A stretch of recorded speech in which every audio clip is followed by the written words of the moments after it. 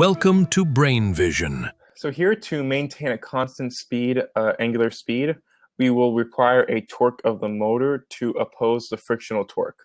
So we can say that the power would be equal to the torque on the motor multiplied by a steady angular velocity.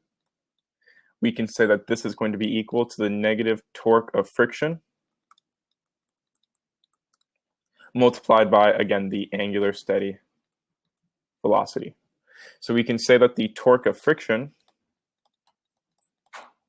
is going to be equal to the moment of inertia times the angular acceleration of friction. This will equal 1/2 mr squared multiplied by the final angular velocity minus the initial angular velocity divided by time. We can say then the power needed for the motor would be equal to 1/2 mr squared multiplied by the final angular velocity minus the initial angular velocity divided by t multiplied by the steady angular velocity that needs to be maintained.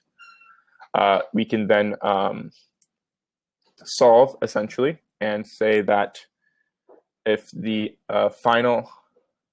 we can say that the power in the motor would simply be equal to 1/2 times 220 kilograms multiplied by 5.5 meters quantity squared multiplied by 3.8 revolutions per second multiplied by 2 pi radians for every 1 revolution divided by 16 seconds.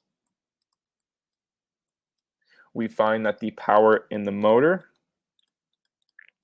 needs to be at least 1.186 times 10 to the 5th watts.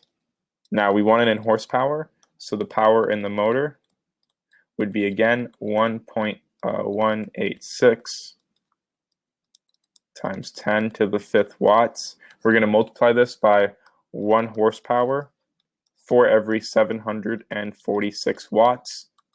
This is giving us approximately 159 horsepower. This would be our final answer. That is the end of the solution. Thank you for watching.